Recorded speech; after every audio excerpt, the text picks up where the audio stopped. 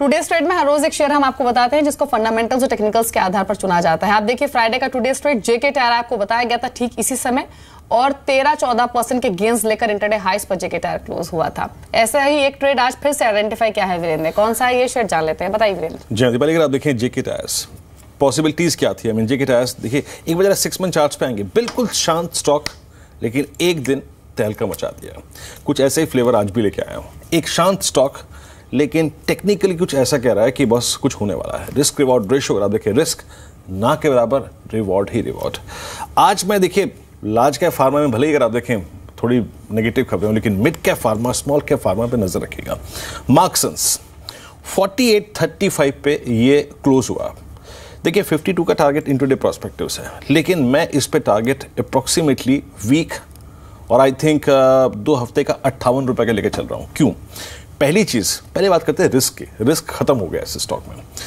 इसका 45 से 46 रुपए के स्तर पे इसका 50 मंथ एक्सपोनेंशियल मूविंग एवरेज है। दैट मींस उसको इसने वॉलेट नहीं किया।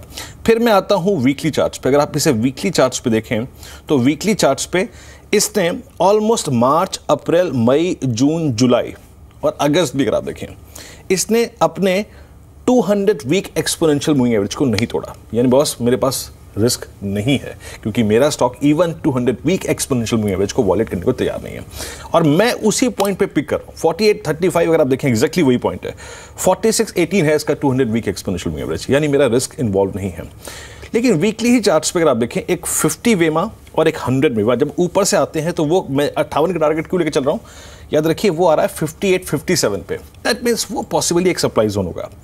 याद रखिए 48 से लेकर 95 तक 2 ही ट्रांचेस हैं। एक 58 जहां पे सप्लाई आएगी और 58 पार कर गया तो उसके बाद वहां तक सप्लाई नहीं आएगी। 2 ही सप्लाई पॉइंट्स हैं। अब आता हूं मैं डेली पर। डेली पर क्या हुआ? देखिए डेली पर हुआ ये कि एक तो इसने 50 वीक एक्सपोनेंशियल मूविंग एवरेज के ऊपर क्लोजिंग दी और अब इसका 200 वीक एक्सपोनेंशियल 200 डे जो का एवरेज है वो आता है 57 की ट्रैजेक्टरी में। यानी मेरा वीकली चार्ट ने और डेली चार्ट ने कंफर्म कर दिया कि नेक्स्ट सप्लाई जोन है 58 तक। एक चीज जो कि सबसे क्रिटिकल थी और जहां से मैंने इस स्टॉक को पकड़ा है, इसके शुक्रवार के वॉल्यूम्स, याद रखिए अगर आप वॉल्यूम्स पर 50 का एवरेज लगा लीजिए, ड्रॉ कर लीजिए उस पर, जब मैंने उस कमांड को एग्जीक्यूट किया तो उसमें पहला स्टॉक निकल के आया ये, जो कि अपने 50 दिन के औसत वॉल्यूम का ऑलमोस्ट दोगुना। यानी अगर 50 दिन से आपके 10 शेयरों का वॉल्यूम था तो सडनली एक दिन ऐसा आया जब इसमें 20 दिन का वॉल्यूम। दैट मीन कोई इंटरेस्टेड पार्टी इसको शुक्रवार को या फिर उससे पिछले कुछ सेशन में एक्यूमुलेट करके गई है। याद रखिए 57-58 आपके जहन में रहना चाहिए। जेके टायर्स बिल्कुल ठीक ऐसे ही चार्ट था, बिल्कुल शांत लेकिन सडन स्पाइक। नजर रखिएगा मार्क्सन्स फार्मा पे। दीपाली, तो आज का टुडे ट्रेड है मार्क्सन्स फार्मा, 4% बढ़कर बंद हुआ था, लेकिन आज और मजबूती आ सकते हैं, इसलिए 52 के टारगेट्स के साथ अप्रोच कर सकते हैं आज के सेशन में। और स्टॉक्स आज देख लेते हैं जो कि खबरों में है। धनलक्ष्मी बैंक पर न्यूज फ्लो है, टियर 2 बॉन्ड की रेटिंग रिवाइज की है और केयर ने बीबी से रिवाइज कर केयर डी रेटिंग दी गई है धनलक्ष्मी बैंक को। नजर रखें आज के सेशन में। एक पूरे ही आईटी स्पेस में शायद सेंटिमेंट्स थोड़े से नेगेटिव रहे आज, क्योंकि कॉग्निजेंट ने सालाना ग्रोथ गाइडेंस घटाया है और लगातार ये दूसरा क्वार्टर है जब ग्रोथ गाइडेंस कॉग्निजेंट ने रिड्यूस किए हैं। उनका मानना है कि जो मैक्रो चैलेंजेस हैं उनकी वजह से जो सेक्टर की परफॉर्मेंस है वो थोड़ी सी चैलेंजिंग हो सकती है पूरी ही आईटी सेक्टर की, और ब्रेक्जिट के बाद भी दबाव जो है वो रह सकता है ओवरऑल परफॉर्मेंस पर। सालाना आय ग्रोथ 8.5% से 9% रहने का अनुमान है, वहीं जो सेक्टर की ग्रोथ है वो 10 से 12%। तो पूरे ही आईटी स्पेस में शायद सेंटीमेंट्स आज के सेशन में नेगेटिव रहे। कुछ एक्सेप्शनल स्टॉक्स थे फ्राइडे के सेशन में जो बढ़कर बंद हुए थे, जिनमें माइंट्री, हेक्सा, पोलर शामिल थे, लेकिन ज्यादातर स्टॉक्स का जो रुझान था वो टुवर्ड्स नेगेटिव साइड पर ही था। गौरांग, अभी पूरे ही आईटी सेक्टर पर आपकी स्ट्रेटेजी क्या है? क्या कहीं खरीदारी की सलाह दे रहे हैं आप अपने इन्वेस्टर्स को? क्योंकि कॉग्निजेंट ने ये कंसिस्टेंट दूसरा क्वार्टर है जहां पर ग्रोथ गाइडेंस को लेकर क्वेश्चंस रेज किए हैं।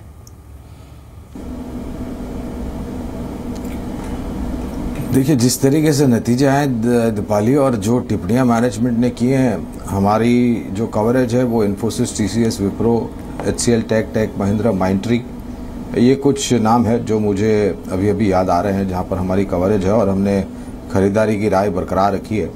और ये कॉग्निसेंट को मैं ज़्यादा तवज्जो नहीं दूंगा, लेकिन हाँ जो 2 मुख्य कारण है जिसको लेकर के चिंता है हमें, वो है अंतर्राष्ट्रीय स्तर पर ब्रेक्जिट को लेकर के क्या इम्पैक्ट आता है और यूएस प्रेसिडेंशियल इलेक्शन को लेकर के कौन दावेदार आखिर में प्रेसिडेंट बनता है।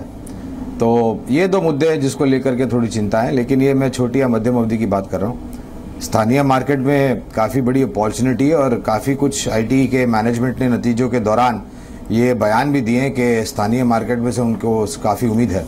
तो लंबी अवधि के नज़रिए से हम इन सब कंपनियों पर खरीदारी की राय अभी दे रहे हैं। जय, दो लार्ज कैप अगर आप देखें जो कैपिटल गुड्स कंपनियां थी, बीएचएल और एलएनटी, दोनों ही डिसाइसिव पुल बैक दिया। बीएचएल ने काफ़ी स्ट्रॉन्ग पुल बैक दिया, शुक्रवार की मॉर्निंग टॉप गेनर यही था, और एलएनटी, और आप देखिए दोनों ही स्टॉक्स एंड स्पेशली एलएनटी जो 15-10 की डायरेक्टरी है उसको पार कर रहा है, तो उसके बाद एक पॉसिबिलिटी नजर आ रही है कि शायद इसमें एक गुंजाइश है 40, 50, 60, 70 रुपए के ट्रेड की। अगर बीएचएल और एलएनटी में से दोनों को पिक करना हो तो कौन सा पिक करेंगे आप?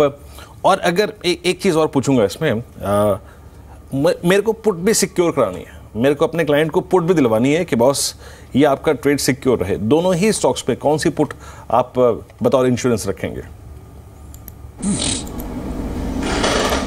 वीरेंद्र, इस पे पहले भी एक बार जब हमारी डिस्कशन हुई थी तब मैंने बताया था कि बीएचईएल में ज़्यादा प्रीफर करूंगा इस लेवल से एलएनटी के कंपैरिजन में, बिकॉज बीएचईएल में पॉसिबली जो हिसाब से वेव पैटर्न्स बन रहे हैं, चार्ट पैटर्न्स बन रहे हैं, वहाँ पे ज़्यादा इतना मूव देखने नहीं मिला था जितना एलएनटी में देखने मिला था। एलएनटी थोड़ा ओवरबॉट लग रहा था और वहाँ से थोड़ा करेक्शन देखने में मिला भी। सो एज ऑफ नाउ अगर इंश्योरेंस जैसे आपने बताया पुट लेना है, आई थिंक एलएनटी में अगर लॉन्ग बना रहे हैं तो उसमें पुट लेने की ज़रूरत है। बीएचईएल में I think naked long positions भी इनिशिएट कर सकते हैं, बिकॉज उसमें इतना मूव आया ही नहीं, अप मूव आया ही नहीं, ना ही कि इतना करेक्शन आया है। सो आई थिंक वहाँ पे रिस्क कम है, तो वहाँ पे पुट नहीं लेना चाहिए, वहाँ पे नेकेड लॉन्ग पोजीशंस बना सकते हैं। बट एलएनटी में येस डेफिनेटली वीरेंद्र, जब तक 1615 के लेवल्स नहीं निकलते, आई थिंक वहाँ तक कन्फर्मेशन एक नहीं मिलेगा। तो वहाँ पे एक लॉन्ग पोजीशन बनाकर ऑन द लोअर साइड करीबन 1480 से लेके 1460 तक के पुट्स ले सकते हैं बतौर इंश्योरेंस के। जी चलिए, इसके अलावा जो नंबर्स आए हैं फ्राइडे को मार्केट बंद होने के बाद या फिर ओवर वीकेंड, वो कैसे रहे हैं और कौन से की अर्निंग्स है ये जान लेते हैं। संदीप हमारे साथ मौजूद है, बताइए संदीप। शुक्रिया दीपाली। कुछ छोटी या मझोली कंपनियों की बात करें जिनमें नंबर्स काफ़ी स्ट्रॉन्ग देखने को मिले हैं, उसमें सबसे पहला नाम है जीपी पेट्रोलियम्स का। ये कंपनी अगर आप देखें ईयर ऑन ईयर नंबर्स में, चाहे टोटल इनकम की बात करें चाहे प्रॉफिट की बात करें, स्ट्रॉन्ग बढ़त देखने को मिली है। टोटल इनकम में करीब 42% के आसपास की बढ़त आई है और मुनाफे में करीब 70% के आसपास का जंप देखने को मिला है। कंपनी में ओवरऑल देखा जाए तो टोटल इनकम में काफ़ी अच्छी ग्रोथ आई, जिसका ट्रिकल डाउन इफेक्ट मुनाफे में देखने को मिला है। लेकिन उसके साथ साथ जो रॉ मटेरियल कॉस्ट है उसमें महज 12.5% के आसपास की बढ़त आई है, जबकि अगर आप टोटल इनकम देखें 42% के आसपास की बढ़त आई, तो उस लिहाज से इनकम जरूर बढ़ी, लेकिन उसके साथ साथ कंपनी ने अपने जो रॉ मटेरियल कॉस्ट है उसको कटेल करने की कोशिश करी, जिसकी वजह से ओवरऑल अगर आप देखें मार्जिन प्रोफाइल की बात करें या तो फिर मुनाफे में एक स्ट्रॉन्ग बढ़त ईयर ऑन ईयर देखने को मिली है। मेघबनी ऑर्गेनिक्स एक और ऐसी कंपनीज के नंबर्स काफी स्ट्रॉन्ग आए हैं। मुनाफे में तो इनफैक्ट मल्टीफोल्ड जंप आया है, 3.26 टाइम के आसपास की बढ़त आई है। टोटल इनकम अगर आप देखें 309 करोड़ से बढ़कर 360 करोड़ रुपए के आसपास की आई है। मार्जिन में करीब 6.25% के आसपास की बढ़त साल देखने को मिली है और जो ब्याज लागत है उसमें भी कमी देखने को मिली है, करीब 20% के आसपास की कमी है। तो एक तो मार्जिन ग्रो कर रहे हैं, इनकम बढ़ रही है, उसके साथ साथ इंटरेस्ट पेमेंट इसका कंपनी का कम हो रहा है, जिसकी वजह से ओवरऑल अगर आप देखें मुनाफे में 3.25 गुना के आसपास की बढ़त देखने को मिली है। आखिर मैं रेपको होम फाइनेंस की बात करना चाहूंगा। अगर आप मुनाफे की बात करें तो 31% के आसपास की बढ़त आई है। ऑपरेटिंग मुनाफा भी करीब 27.5% बढ़ा, लेकिन उसके साथ साथ अगर आप देखें जो एसेट क्वालिटी है उसमें कहीं ना कहीं स्थिरता देखने को मिली है। नेट एनपीए की अगर आप बात करें 0.07% के आसपास की गिरावट देखने को मिली और ग्रॉस एनपीए भी अगर आप देखें तो फ्लैट है। तो उस लिहाज से देखा जाए नंबर्स में एसेट क्वालिटी में सुधार देखने को मिला या तो फिर फ्लैट है, उसके साथ साथ मुनाफे में और ऑपरेटिंग मुनाफे में बढ़त आई है, जिसका इंपैक्ट आज देखिए पॉजिटिव साइड पे इस काउंटर में भी देखने को मिल सकता है। जी शुक्रिया संदीप आपका। तो ये कुछ की अर्निंग्स बताई हैं संदीप ने जो कि फ्राइडे के बाद जारी हुए हैं। इनमें से किन स्टॉक्स पर आप ट्रेडिंग अपॉर्चुनिटी देख सकते हैं वो बताएंगे आपको, लेकिन उससे ठीक पहले बात कर लेते हैं जी बिजनेस मार्केट एक्सीलेंस अवार्ड्स की हाइलाइट्स के बारे में। इस अवार्ड सेरेमनी में कई बड़ी हस्तियां शामिल हुई। Coal and power minister Piyush Goyal, SL group के चेयरमैन डॉक्टर सुभाष चंद्रा तो थे ही, मौजूद रहे इन अवार्ड्स में। इसके अलावा कॉर्पोरेट जगत हो या फिर मार्केट की बड़ी हस्तियां हो, कई दिग्गजों ने शिरकत की इन अवार्ड्स में।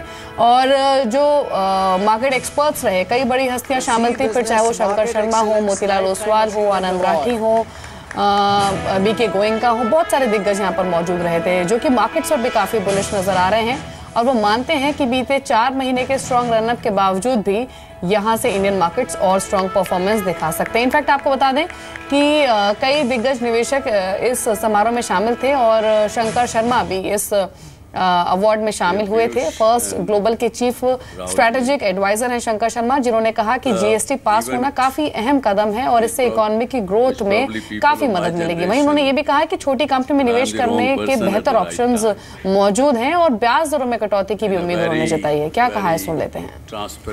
आरबीआई हमारी जो मॉनेटरी पॉलिसीज रही हैं वो रैशनल रही हैं, रीजनेबल रही हैं, excessively bullish on let's say risk taking नहीं रही है, जैसा कि कई वेस्टर्न इकोनॉमी इवन चाइना में देखा गया है।